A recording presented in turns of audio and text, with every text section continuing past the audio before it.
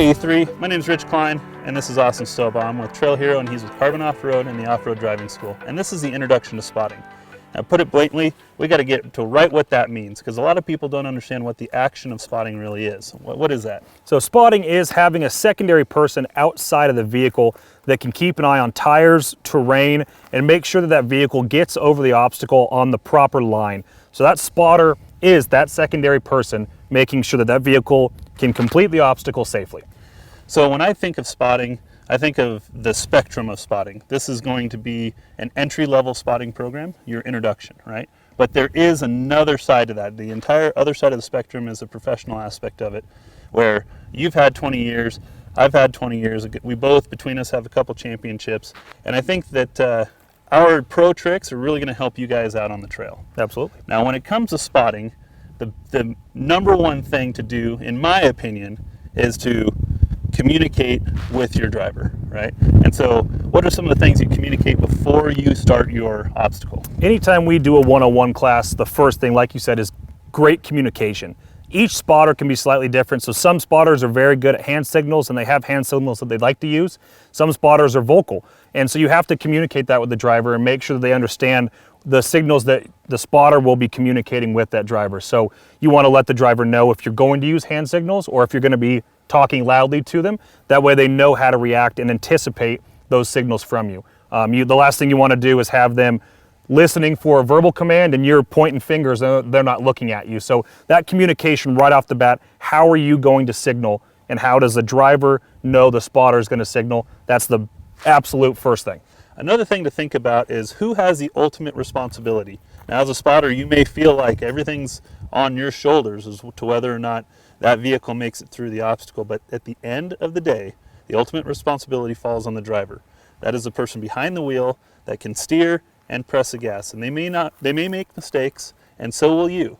But at the end of the day, they're the ones that are going to tell you if they're uncomfortable or if they're good to go. And you just have to work with them and together get through that obstacle. Right. As we move forward, always consider that that is something that can always play a stake in your spotting experience, is that the driver may not listen or that the driver may be looking at somebody else. And so what's one of the things that we talk about when it comes to finding a spotter? Ideally, so when we talk about finding a spotter, we like to designate a single spotter for an obstacle. So that spotter might change throughout the entire trail, but for any given obstacle, we like to say one spotter, listen to this one person, and don't have 6 people chiming in because it gets very confusing. And ideally, that one spotter is maybe someone with the most experience or someone who's done the trail before and knows the ideal line that can get those vehicles through. And that allows them, like you said, to focus on one singular point, and there's no muddiness with other people chiming in or maybe giving false input from what they're seeing when they can't see the whole vehicle. Maybe they're only looking at one side. Now, one thing to think about as a spotter is stay open-minded, right? There's a lot of times when what you think will work doesn't, and that's okay. The big thing is maybe listen to the people around you and see, first of all, do they have any good ideas as it's kind of going to be ad-libbing there on the rocks. But that driver is looking and working with you and you only, okay? If there's another spotter that starts coming in and telling the driver what to do and the driver starts listening, the key there is to just stop and reassess. And now it doesn't hurt to listen to the other people out on the rocks because they may have a different perspective or a better understanding of what's going on. But if you're not comfortable with what they're saying, or you know the driver's not comfortable with that, then just continue on your path as a spotter. Yep.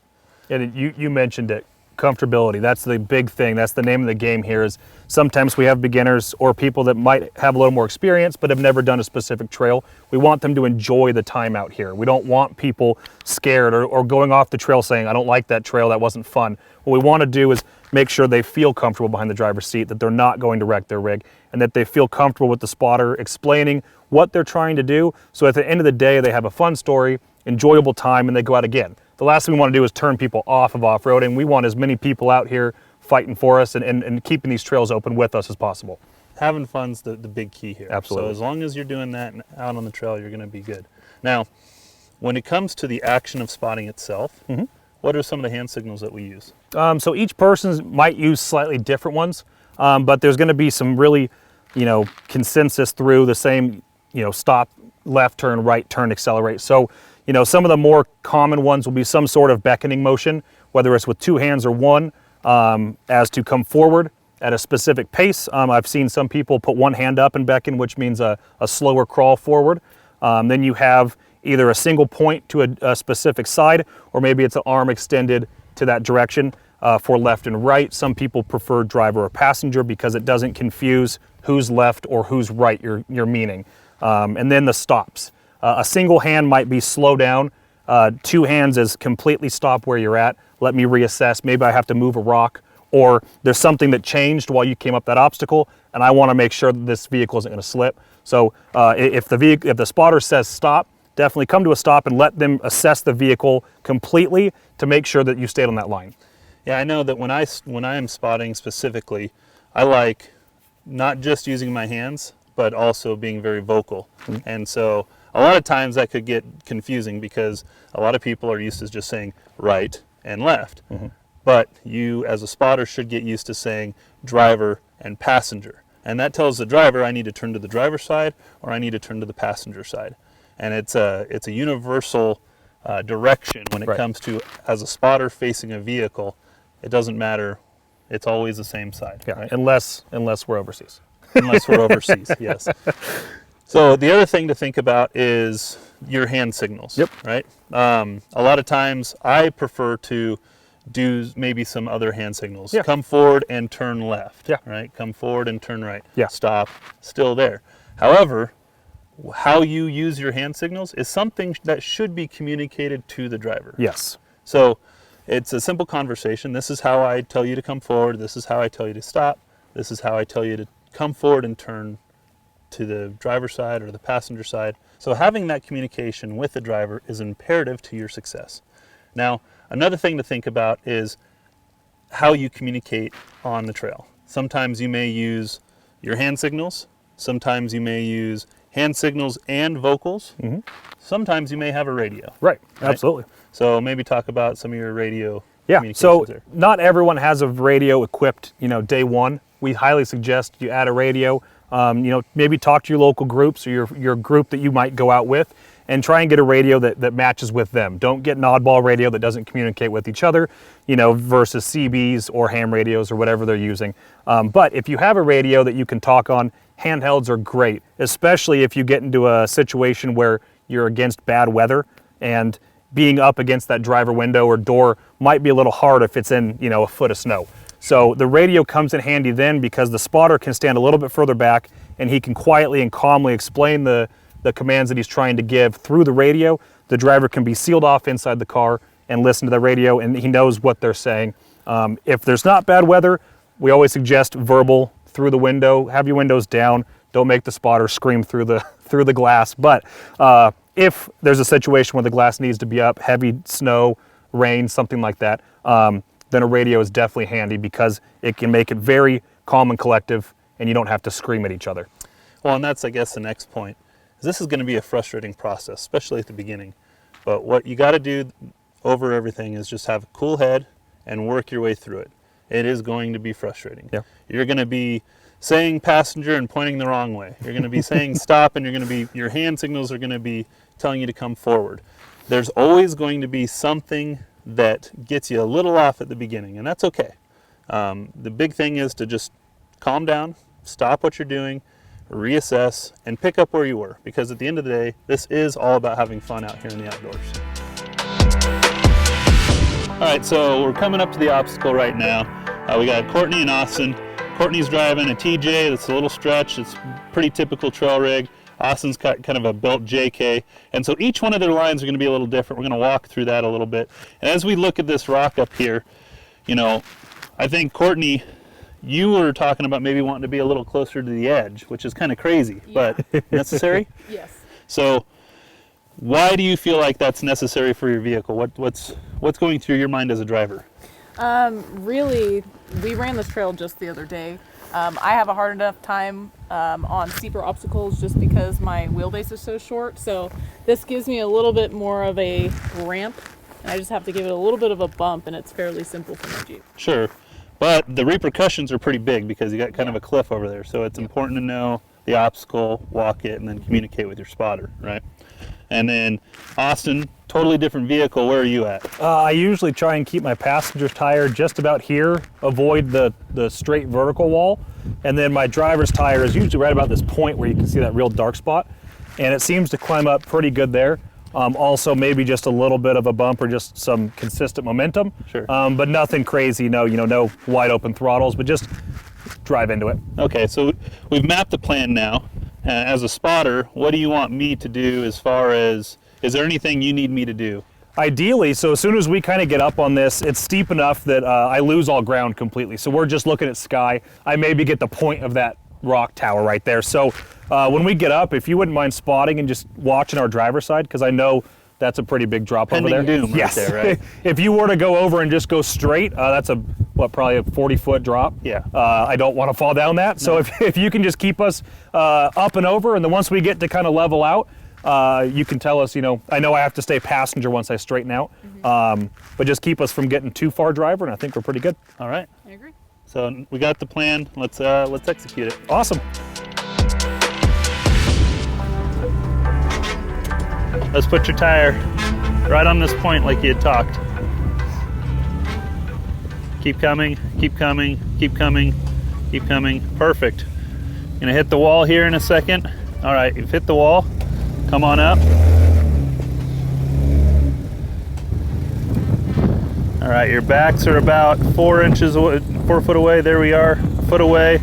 Okay. Backs are starting to climb. Okay. Keep coming. Turn passenger. Keep coming, keep coming, keep coming. Good job. Straighten it out. Right there. Whoa, too much. A little, there you go. Keep coming, keep coming. A little bit more. All right, straighten it out. You got visual? Yep. All right, there you go. Thank you. You definitely want to keep communication, keep talking.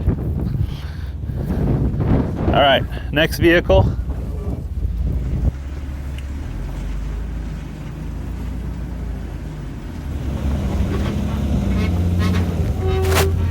All right, your fronts are starting to climb.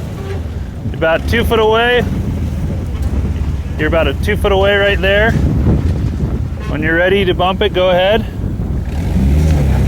All right. Now turn passenger a little bit. Come forward. Come forward. Good job. Keep coming forward. Good job.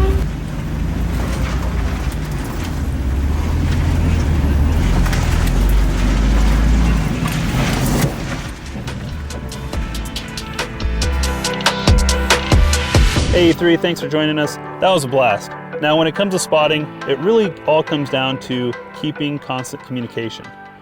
When you are spotting, you really want to make sure that the driver is comfortable. And you do that by giving them all the information you can. Hey, your rear tire is 2 feet away from the rock. You're getting ready to drop on the passenger side 6 inches. All these little cues that you see as a driver or as a spotter, you really want to make sure that the driver gets to understand that. That gives them confidence in the seat and gives them an easier way through the obstacle. Now, when I was spotting for you and you lost total sight of me, what was going through your head and what did you need me to do? So it worked out pretty well. So you spotted me up until that point, and as soon as I lost sight of you, you could tell that once you lost my eyesight, I lost yours, and so you had me halt there, and you actually came around to my driver's window, which is perfect. So now I can hear you. Even if I don't want to look out the driver's window because I'm focusing on going forward, I can hear your audible commands very easy. And like you said, you're giving me 2 feet from the rock, the rear's starting to climb now, and those are all cues for me to know how the vehicle's going to react as I continue forward. As I know the rear's starting to climb, that should start to level me out over this crest. As I started to get line of sight again and it started to level out, I was able to drive out of it on my own. So it was perfect. You were able to walk around and keep that communication flawless and without a break in it. So I didn't feel uncomfortable as I lost sight of the ground. So another thing that I thought as a spotter was, we're going up this kind of a cliff, right? And on your driver's side is this pending doom. and I had to kind of plan my out. Right. Say the vehicle shifted and went towards me. What am I going to do? Am I going to fall off this cliff backwards? Am I going to let the vehicle hit me? Am I going to go into a certain location? And so you kind of have to visualize as a spotter, what's all the things that could go bad with the vehicle, and how are you going to react to that as well? Right. And we talked about, well, if the vehicle comes over here, you're going to do the best you can, obviously not to dump the vehicle on the side, but in that process, at that split moment, what am I going to do as a spotter? And that's, you know, for me, it was dive down in this hole, essentially. Right. Or you get to it even, and this is even better, just mitigate the hazard altogether. Right. Get to a point where you're out of the way. And if that means that you stop the driver and move to a totally new location, that's okay. You just got to keep your communication lines open and make sure that he could see you. Right. So. And one thing you had mentioned while we were up there was, you know, having an exit plan for the spotter. One big thing would always be try not to stay downhill of a vehicle. Spotters, you know, ideally like you were in front of me, because if I were to roll, you never want to be downhill of a rolling vehicle. It get very dangerous very quickly. So having an out, like you said, brilliant idea. At the end of the day, this whole thing's about having fun. You're going to have communication issues. It's going to be stressful because sometimes the drivers just don't listen to you, and that's okay. Sometimes vehicles don't make it, and even with spotters, sometimes there's vehicle damage. At the end of the day, that vehicle damage and those things, that ultimately falls on to the shoulders of the driver. They're the ones behind the wheel, they're the ones in control. You're just trying to help them out. And with that in mind, you still want to do the best you can to make sure your buddy stays off his panels. So the bottom line is you just want to keep your buddies off of their panels. Now that you've gotten the chance to check this out, make sure you apply this constantly. Just like the seat time is for a driver, the more you practice being a spotter, the better you're going to become. Practice your hand signals, practice your communication skills, make sure you talk. And it's okay to talk too much. At the end of the day, that's exactly what the driver needs to get through the obstacle. So ultimately, what you need to do is practice those methods of communication, use your hand signals, and make sure that you guys are out here keeping your buddies off their panels and getting through the obstacles. And that's all going to happen with just doing it more often. That's all it comes down to. Yeah. So E3, I want to see you guys using these methods out on the trail next time I see you.